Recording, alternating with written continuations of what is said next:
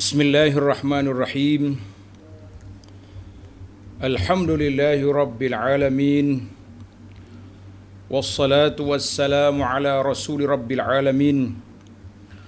Nabiyyina wa habibina wa qudwatina Muhammad ibn Abdillah wa ala alihi wa sahbihi wa man sar ala nahjihi wa ihtada bihadihi wa istanna bisunnati ila yaumiddin.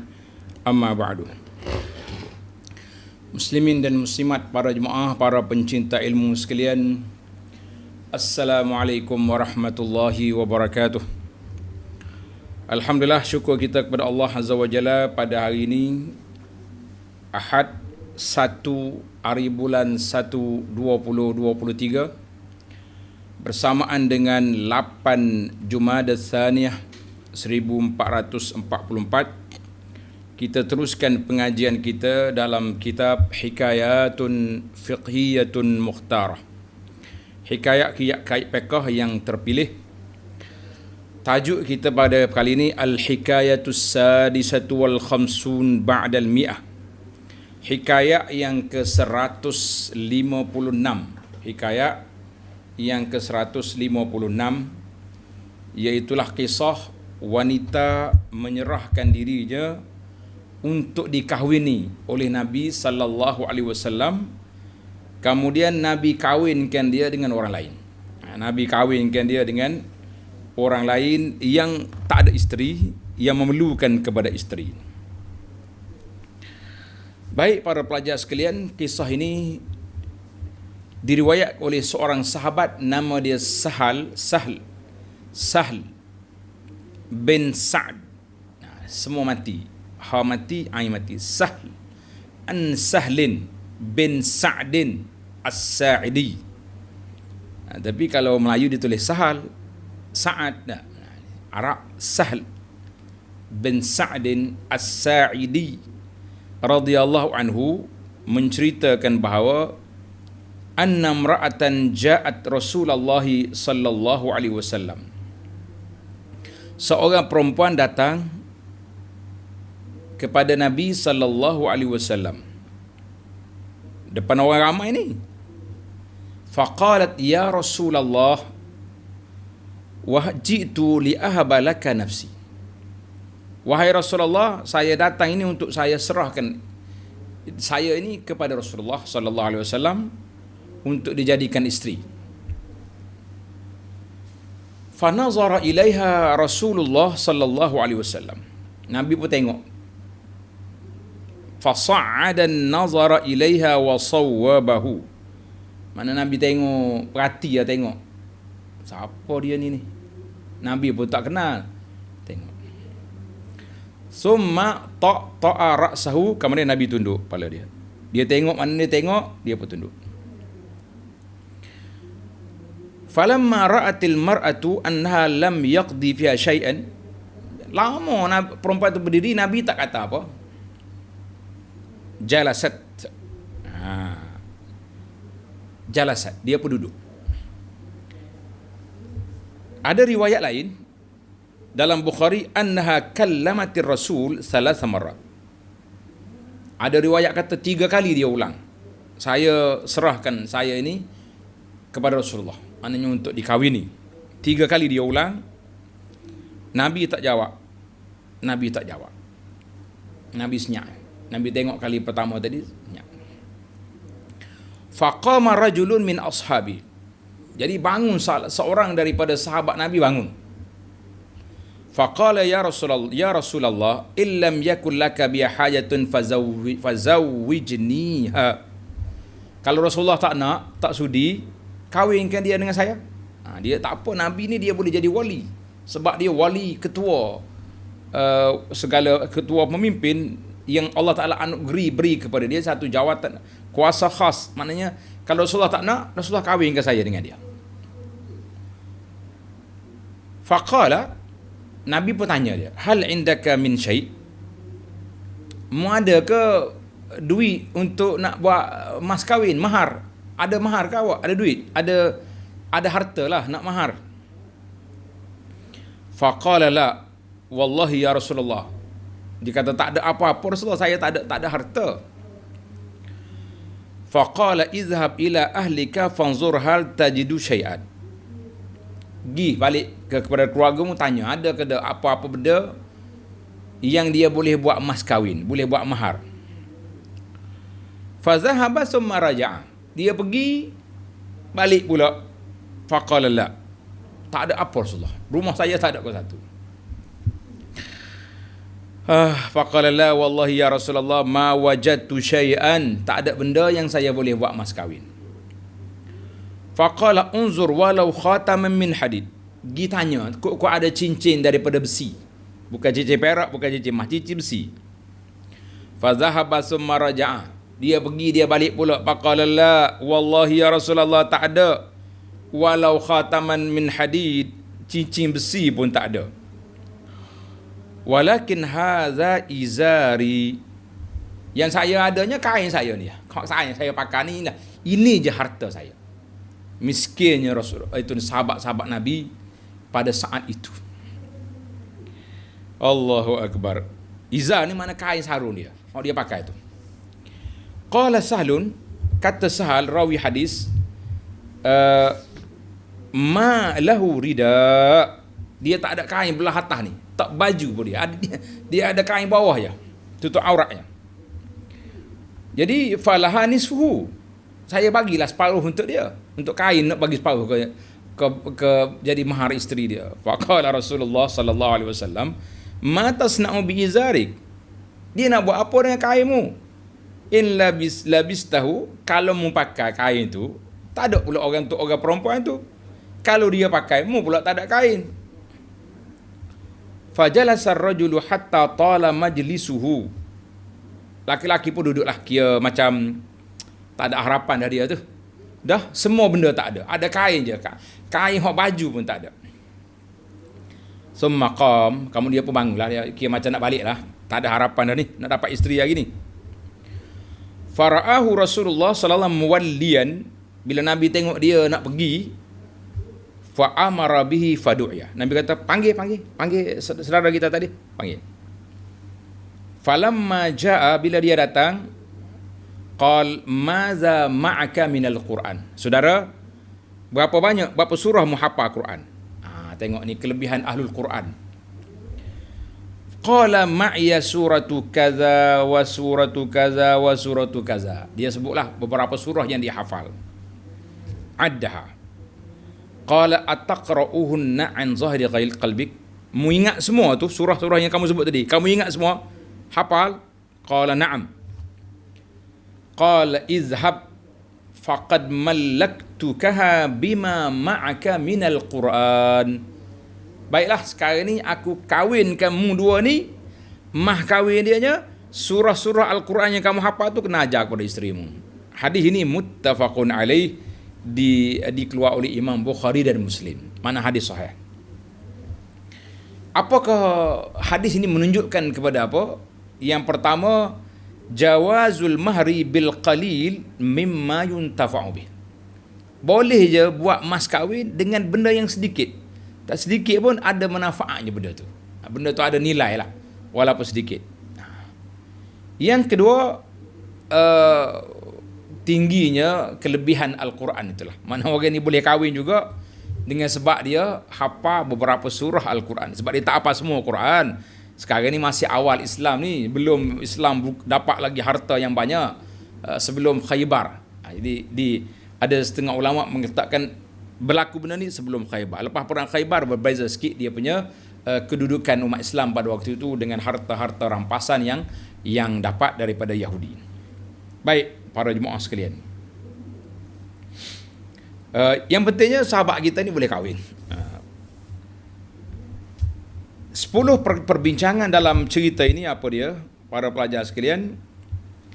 Yang pertama kita nak kena rawi al-hikayah. Nama dia Sahal bin Sa'ad As-Sa'idi, sahabat Nabi SAW ini. Gelaran dia Abul Abbas Al-Khazraji, orang Khazraj, Al-Ansari, orang Madinah. Nama dia asal dia Haznan. Haznan ni mana nama duku cita, nama sedih. Maka Nabi Nama-nama yang macam ni tak sesuai, Nabi tukar kepada nama Sahlan. Sahl, makna mudah. Jadi kalau anak kita nama payah, kita tukar nama mudah.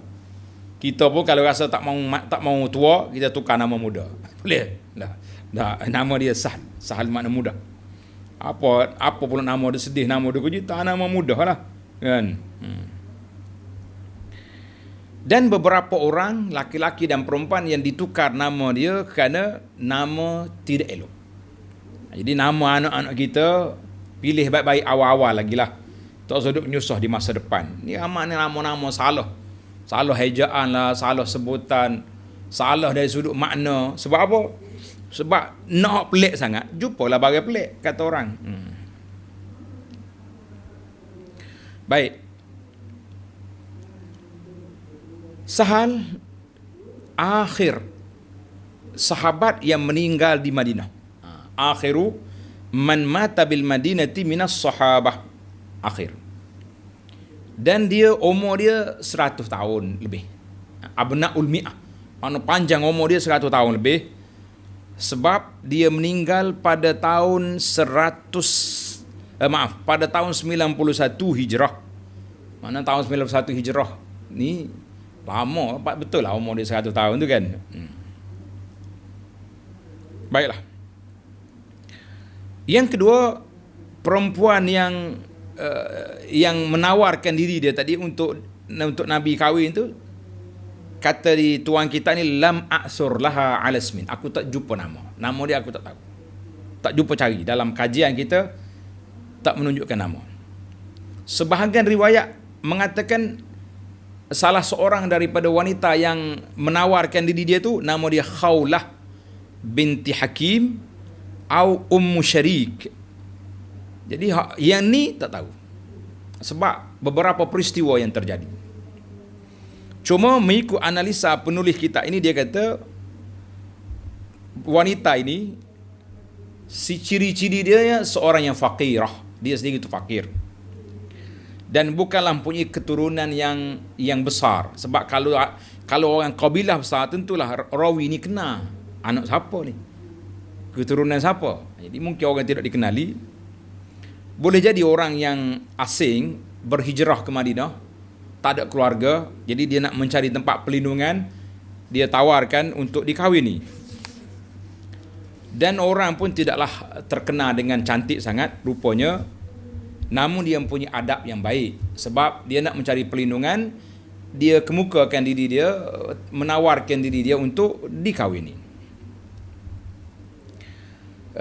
Yang ketiga, Aisyah radhiyallahu anha pernah membuat satu ulasan kritikan kepada wanita yang menawarkan diri ini.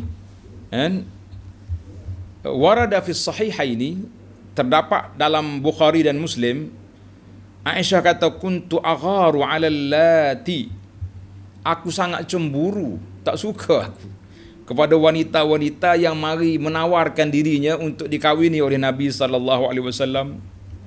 Aku kata, ada orang tak malu ni, mari nak tawar diri dia tu nak kepada Nabi sallallahu alaihi wasallam.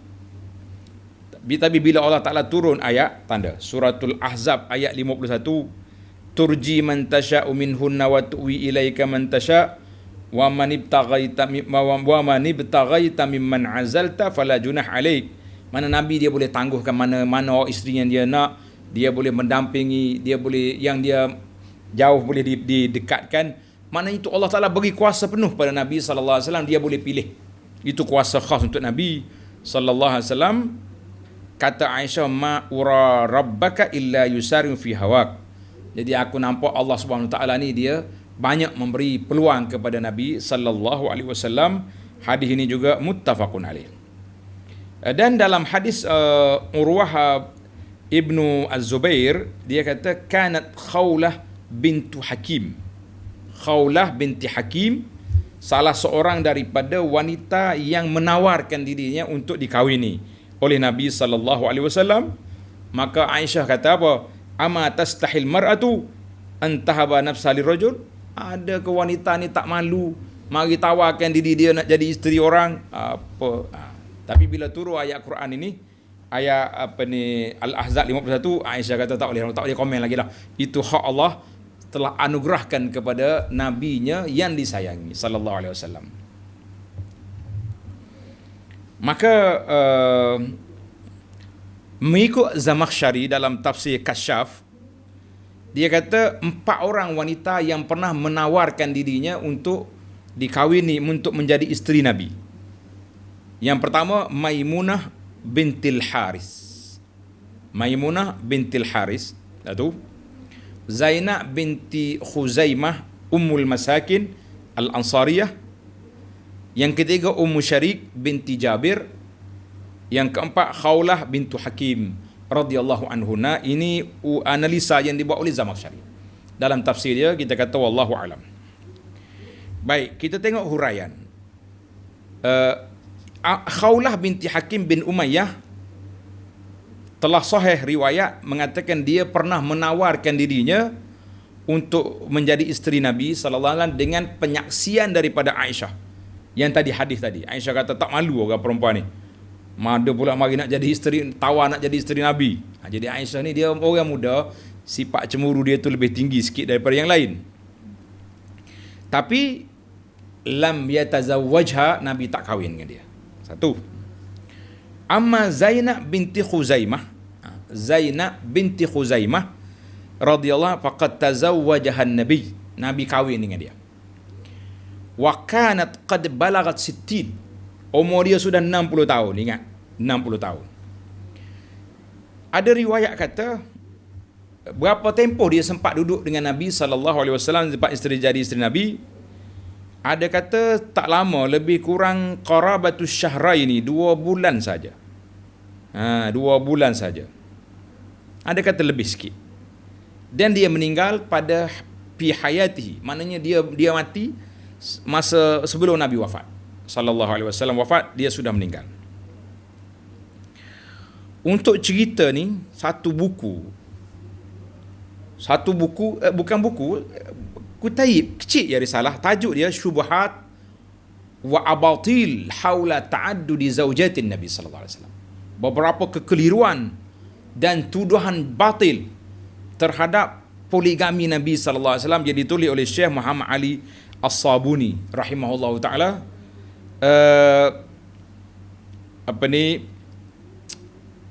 Menarik buku ni untuk menjawab tuduhan geng-geng liberal, geng sekular yang mengatakan Nabi kahwin ramai ni kerana nafsu, kerana tuduhan-tuduhan yang batil. Menarik, buku ni saya syorkan kepada para jemaah mencarinya, dan sudah diterjemahkan bahasa Malaysia. Sudah diterjemahkan ke bahasa Melayu, saya tak ingat penerbit mana, tapi ada buku ni Arab ada, kecil benar. Setakat tu ya. Boleh beli dan boleh baca untuk menjawab tuduhan-tuduhan orang kepada ta'addud ataupun poligami Nabi sallallahu alaihi wasallam. Baik. Adapun Maimunah bintul Haris Al-Haris, wahiyya allati qalat lil khatib. Orang mari dia kata kepada orang yang pinang dia kata, sedang dia duduk di atas unta dia. Al-ba'ir wa ma alaihi li Rasulillah sallallahu alaihi wasallam. Orang mari nak pinang dia duduk atas unta ketika tu. Dia kata apa? Unta ni dengan tuan dia untuk Rasulullah, bukan untuk orang lain. Itu maksudnya dia menawarkan diri dia untuk dikawini oleh Rasulullah sallallahu alaihi wasallam. Jangan pinang akulah. Unta ni dan tuan dia untuk Rasulullah sallallahu alaihi wasallam. Waqad tazawwajaha Nabi sallallahu alaihi wasallam, dan Nabi kahwin dengan dia. Alhamdulillah, rezeki dia. Adapun Ummu Syarik, faqad ikhtalafu fiha. Ulama-ulama pengkaji berbeza pandangan tentang Ummu Syarik. Ada yang mengatakan Ummu Syarik binti Jabir Al-Ghifariyah, ada kata Ad-Dausiyah, ada kata Al-Amiriyah, nama kabilah tu. Gelaran sama tapi kabilah yang lain, mana orang lain. Ada kata Al-Ansariyah, ada kata ghair zalik. Yang pentingnya dia ni tak masuk dalam senarai isteri Nabi radhiyallahu anhu. Maka para jemaah sekalian, zawajur Rasul, perkahwinan Nabi sallallahu alaihi wasallam dengan orang perempuan walaupun sebelah orang semua, 9 orang pada satu masa, lam yakun an syahwatin, bukan kerana syahwat, bukan kerana nafsu, bukan kerana nak bangga-bangga dengan ramai isteri, tidak. Sebab kebanyakannya yang Nabi kahwin itu janda. Yang darahnya seorang saja, iaitu Aisyah radhiyallahu anha. Jadi yang di kalangan mereka janda, ibu tunggal yang memerlukan kepada pelindung, khususnya orang-orang yang banyak perjuangan dia dalam Islam ini. Maka bila kita kaji seorang-seorang, memang patutlah Nabi SAW ambil mereka sebagai isteri. Dia kata hikmahnya 4 perkara. Hikmah Nabi kita kahwin 4 perkara, kerana ta'limiyah, nak ajar pendidikan. Contohnya Aisyah paling muda. Bagaimana Nabi nak beritahu kepada kita umat di kalangan golongan muda, bagaimana cara interaksi dengan orang muda. Aisyah. Yang sederhana sikit, Hafsah contohnya. Yang lebih berumur, Ummu Salamah tadi, isteri tadi, Zainab contohnya. Jadi itu dia sudut ta'lim. Hikmah perundangan, Allah Ta'ala kahwinkan Nabi dengan pelbagai cara. Seperti Zainab. Setelah Nabi kahwinkan Zainab dengan Zaid, Zaid tu hamba. Hamba tu anak angkat Nabi. Orang anggap Zainab sebagai menantu, tapi oleh kerana nak membatalkan menantu angkat bukan menantu, maka bila Zaid ceraikan Zainab, maka Allah Ta'ala kahwinkan dia dengan Nabi SAW. Itu dia panggil dari sudut perundangan. Hikmah ijtimaiyah, dari sudut kemasyarakatan. Bagaimana Nabi kita kahwin dengan Safiyah binti Huyai. Safiyah, anak kepada bapa Yahudi tu. Nabi kahwin dengan Ramlah, Ummu Habibah, anak pada Abu Sufyan. Jadi Nabi kita dari sudut ni supaya dekatkan sikit. Awak janganlah kuat sangat menentang saya ni menantu contohnya. Al-hikmah as-siyasiyah, dari sudut politik pun lebih kurang lah. Nabi kita kahwin dengan banyak orang-orang yang ada terlibat dengan masalah politik, pentadbiran dan sebagainya. Kita tuan-tuan yang nak baca panjang tajuk dia, bahasa Arab kata syubuhat wa abatil haula ta'addudi zaujatin Nabi sallallahu alaihi wasallam, Muhammad Ali As-Sabuni. Pergi cari buku ni, dalam bahasa Melayu pun ada. Hikmat ataupun menjawab kekeliruan tentang poligami Nabi. Jangan takut. Saya bukan nak galakkan orang poligami, tapi kita kena baca sebab Nabi berpoligami. Bagaimana nak jawab tuduhan jahat yang tohmahan-tohmahan yang dibuat oleh geng liberal, geng-geng yang kepala tak apa betul tentang pemahaman mereka tentang Islam. Kita perlu memberi jawapan yang mantap dan yang jelas. Baik, isu yang seterusnya, wahaba. Apa makna wahaba? Maknanya menawarkan, menyerahkan. Maknanya wahaba hebah, maknanya kita beri satu benda tanpa bayaran. Itu makna hebah. Maknanya orang perempuan ni dia serahkan, menawarkan diri dia untuk dikahwin oleh Nabi sallallahu alaihi wasallam tanpa mahar, tanpa mah kahwin. Boleh. Jadi dia nak tanpa mah kahwin, tama'an fi tahqiq syai'in turiduhu, kerana dia nak nak jadi isteri Nabi. Satu kemuliaan yang cukup besar, nak jadi isteri baginda Nabi sallallahu alaihi wasallam. Dia kahwin, bukan kata main-main macam budak-budak duk main loh sekarang ni. Tak ada apa itu mengarut je. Jadi kita kena faham dari sudut keadaan dan situasi. Maknanya dalam hadis ini, dalam ayat cerita ini, al-hibatu tahabul mar'atu nafsa lirajulin, perempuan tu boleh menawarkan diri dia kepada laki-laki, kahwin tanpa mahar. Ini khas untuk Nabi sallallahu alaihi wasallam. Tengok dalam surah Al-Ahzab ayat 50. Wa imra'atan mu'minatan in wahabat nafsaha lin-nabi in arada an-nabiyyu an yastankihaha khalisatan laka min dunil mu'minin.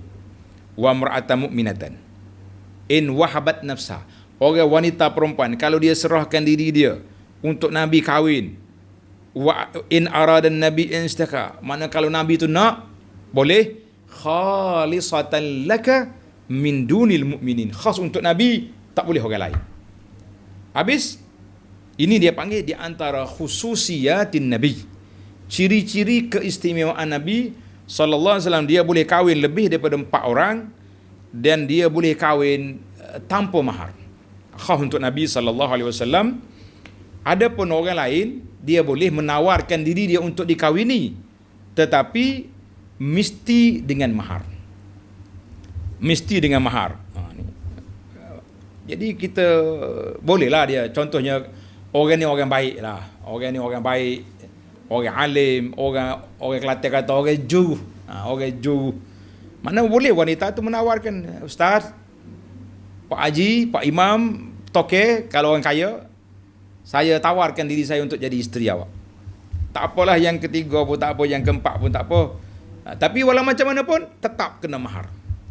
Tak boleh free tanpa mahar, tidak boleh. Dia kena ada mahar juga. Itu dia kira untuk orang lain. Untuk Nabi tak apa. Khas untuk Nabi sallallahu alaihi wasallam boleh tanpa mahar. Isu yang ke-8,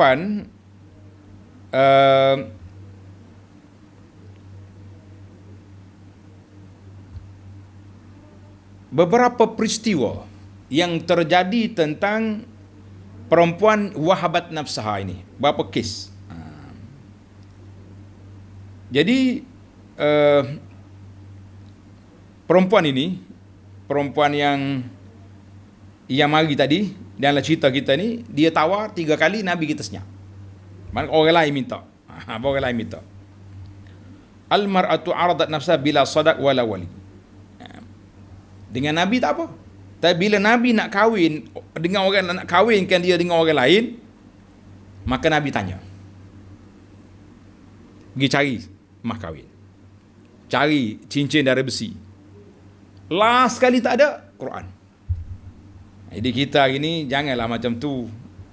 Kita yang ada duit, yang ada kemampuan ni, bawalah mas kahwin. Jangan kata tu Nabi kahwinkan dia dengan Quran. Awak ingat, last. Sebab Al-Quran itu nilai dia tinggi. Tapi nak jadikan Quran sebagai mas kahwin, tak payahlah. Itu ibadat kita, itu untuk bekalan kita, untuk amalan kita. Jadi kita beri benda yang nampak, dilihat. Tapi kalau tak ada lah, bolehlah. Dah tak ada dah, nak kata apa? Itu yang dia ada. Alhamdulillah. Jadi kena beri mas kahwin walaupun sedikit. Yang seterusnya, as-sadaq allazi yu'tihi ar-rajul. Syarat mas kahwin nak suami tu nak beri kepada isteri, apa syarat dia ya? Yajibu an yakuna fihi manfa'ah. Mesti ada manfaat. Mesti ada manfaat. Tastafid, yang dapat faedah daripada wanita tu. Wanita tu. Karena itulah Nabi SAW tanya dia tu, mau ada apa di rumah? Pergi tanya. Pergi balik tanya keluarga dulu. Apa yang ada? Maknanya kemudian tak ada apa Rasulullah. Pergi cari cincin dari besi. Tak ada apa. Dia kata ada kain ni. Nabi kata macam nak bagi kain, mau nak pakai apa? Kemudian barulah dia pergi. Nabi tanya, Quran ada? Ada, hafal beberapa surah, maka dijadikan di sini. Maka para jemaah sekalian, di sini timbulnya ikhtilaf ulama fi miqdari aqalli al-mahr. Timbulnya perbahasan ulama tentang berapa kadar yang paling minima sah untuk dijadikan mahar. Berapa? Ada kata 10 dirham, ada kata rubu' dinar. Ibnu Hazim, mazhab Zahiri lagi hebat. Dia kata ya juzul mahar bi kulli ma yusamma syai'an walau habbat syai'. Masya-Allah. Dia kata tak kiralah asal ke benda tu ada nilainya, bolehlah dijadikan mahar. Segenggam tamar ke, gandum ke, selipar, yang penting ada nilainya. Maka kita mengatakan mahar itu kembali kepada al-bikhtilafil usur wal bi'at. kembali kepada perbezaan masa dan keadaan. Kembali kepada perbezaan masa dan keadaan. Macam zaman kita ini macam-macam. Ada negeri mahar dia tak ada RM100 berapa. Macam kita negeri Kelantan tak ada. Mahar tu sekali. 5,000, 10,000 tu untuk wanita tu. Ada setengah orang yang mahar lain, hantaran lain. Itu jadi pening belaka. Jadi kita satu je, mahar lah. Duk hantaran apa benda lagi je kan. Tak apalah. Urus masing-masing, negeri masing-masing, kita tak campur hal orang. Kita nak bincang tentang fiqh. Jadi zaman kita ini mah kahwin berapa? Buatlah yang baik, yang sederhana, tidak menyusahkan dua-dua pihak. Baru baik. Berapa kes dah saya dengar dibatalkan perkahwinan kerana si suami bawa mahar tak cukup yang dituntut oleh wanita. Sedangkan dua orang tu nak kahwin. Jangan awak nanya ke anak-anak. Anak kita ni, bakal menantu laki-laki ni baru bekerja. Gaji pun baru dapat. Tiba-tiba pihak perempuan minta lebih-lebih. Mahal banyak ni lagi, kena bawa hantaran lagi, kena tu, kena ni lagi, persiapan lagi. Nak kahwin pula berkenduri, tak mau di bawah kemah, tak mau. Nak pergi sewa dewan, sewa hotel. Kita mengatakan, tuan, jangan menyusahkan. Kebahagiaan suami isteri bukan duduk di hotel mewah. Bukan duduk di banyaknya buffet yang mahal-mahal. Bukan duduk di plastik gift hadiah orang mari kenduri anak kita tu yang cantik-cantik. Ini hadiah ni saya pun tak tahu macam mana dia punya sistem, tak tahulah. Banyak tempat yang kita pergi, bila kita balik dalam beg hadiah tu ada kuih, ada coklat, ada surah Yasin, macam-macam surah Yasin tu banyak dah. Jadi kita boleh tukar-tukar lah juga. Saya tak kata surah Yasin tak bagus, tapi kalau lah 5-10 kenduri musim cuti baru ni, surah Yasin semua, nak letak di mana? Tukarlah pula. Letak zikir pagi petang, contohnya yang Abu Anah tulis tu. Kan ada pembaharuan. Letak buku-buku lah yang kecil-kecil. Cari risalah. Saya buat risalah khas ni. Ni risalah saya buat ni. Kewajipan yang terabai di saat kebahagiaan dua mempelai. Ini cantik risalah ni. Kalau tuan-tuan nak, siapa-siapa yang nak buat majlis kahwin, nak letak dalam beg untuk dibagikan kepada tetamu-tetamu, boleh minta dengan Yayasan Pondok. Kita bagi percuma je sebagai support majlis kahwin anak tuan-tuan dan puan-puan. Boleh minta dengan admin kita. Saya nak 500 risalah. InsyaAllah nulsil kita hantar percuma saja. Kalau nak bagi derma ke yayasan silakan. Tak nak bagi derma pun tak apa. Tak tanda gembiranya kita dengan orang yang nak menyebarkan sunnah di saat perkahwinan itu, kita kata alhamdulillah. Maka baiklah, jadi kita mengatakan harus last sekali mas kahwin itu paling, kalau tak ada yang lain kita nak suruh ajar Quran pun tak apa. Tapi zaman ni bukan zaman para sahabat yang begitu zuhud dengan kehidupan mereka. Oleh kerana zaman kita ni zaman ada harta, zaman ada duit, zaman banyak lagi kita punya perbelanjaan yang kita guna, boleh je berilah banyak-banyak kepada isteri, nanti dia boleh beli pakaian, boleh beli barang-barang kemas yang boleh dijadikan kenang-kenangan. Alhamdulillah, tidaklah menyusahkan sangat. Jadi setiap masa tu ada uruh dia, ada suasana dia yang tersendiri, yang kita tak boleh nak pakai semua orang dulu dengan orang kita ada masa. Tapi nak ceritanya had mah kahwin itu yang paling sedikit tidak ada. Dalam siri yang lepas, mas kahwin yang paling banyak pun tidak ada had juga, banyak mana yang kita boleh. Nanti dalam siri yang akan datang kita tengok berapa banyak mas kahwin pula, berapa maksima dia banyak mana pula, insya-Allah dalam siri yang berikutnya. Jadi isu kisah kita ni, ar-rajulu lam yas'alhu Rasulullah an-nasabi sallallahu alaihi wasallam. Nabi tak tanya mu keturunan mana laki-laki tadi. Yang perempuan juga Nabi tak tanya daripada mana. Yang pentingnya dua-dua mereka ni orang yang merdeka, bukan hamba.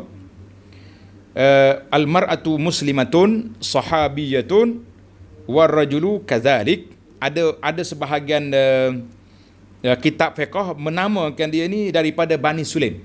Jadi Ansari, orang Madinah. Tapi qillatul mal, maknanya miskin sangat. Miskin, orang panggil miskin tegar. Kalau zaman kita ni B berapa ni dia ni? B40 ke B berapa? B20 apa B? Tak tahulah B berapa, tapi ya, Maka di situlah ulama mengatakan istambata ba'du ahli ilm, sebahagian daripada ulama buat istinbat bahawa annal kafa'ata, kufu tu, sekufu laki-laki perempuan tu tu'tabaru fid din wal hurriyah, dikira agama dan juga merdeka, bukan hamba. Dunan nasabi wal mal, dia tak kira dari segi keturunan dan juga harta. Sebab sini Nabi tak tanya, ni yang perempuan tu ada harta tak? Ini miskin ni, Quran je dia boleh hajar awak, yang lain tak ada, nak bagi 2 kain je, mana ada. Maka Nabi tak tanya perempuan tu, mungkin perempuan tu miskin juga, ataupun mungkin anak orang yang berada, mungkin wallahu alam. Tapi perempuan pun tidak bantah, tidak membantah. Maka di sini saya simpulkan para jemaah sekalian, muslimin dan muslimat, wal islamu harisun bi tawjihatihi wa tawajjuhi, Islam sangat menggalakkan, mendidik umat dia ala taisiri amrin nikah, supaya mempermudahkan urusan perkahwinan. Jadi di antara urusan perkahwinan yang perlu kita permudahkan, iaitulah at-taisir fil muhur, mudahkan mas kahwin, jangan susah-susah, jangan duduk mayah, jangan duduk membebankan anak menantu kita, tak usah duduk susah-susah. Sebab tu contoh dalam satu kampung ni 5,000 yang mas kahwin. Jangan cuba nak naik. Nanti bila dah naik, orang yang mari kemudian pada ni dia kata, tu dia tu baru ni 6, tak kena undur mula ke-5. Jadi dia sudah menyesanna sunnatan ghairu hasanah. Mana dia telah membuat satu tindakan yang tidak baik, sebab dia menyusahkan orang yang datang kemudian. Kaya banyak mana pun, bagi mah kahwin mengikut uruf 5,000 je. Tanya orang kampung ni berapa semua, Tok Imam kata 5,000, bagi 5,000. Tapi saya nak bagi banyak, tak apa, tak usah bimbang. Awak beli je emas, perhiasan, satu set dengan subang, anting, gelang, habis mana ni, harga 100,000 dipersilakan. Tapi isytiharnya declare depan imamnya, iaitulah 5,000, mengikut orang ramai, supaya kita tidak membebankan orang lain dan tidak membuka ruang menyusahkan orang yang datang kemudian. Yassiru wala tu'assiru, permudahkan, jangan menyusahkan. Mudah-mudahan Allah Ta'ala memberi keberkatan kepada perkahwinan anak cucu kita, insya-Allah. Baiklah, tamatlah kisah kita ni. Subhanakallahumma wa bihamdika, asyhadu an la ilaha illa anta, astaghfiruka wa atubu ilaik. Wa sallallahu ala nabiyyina Muhammad wa ala alihi wa sahbihi ajma'in. Walhamdulillahi rabbil alamin. Wassalamualaikum warahmatullahi wabarakatuh.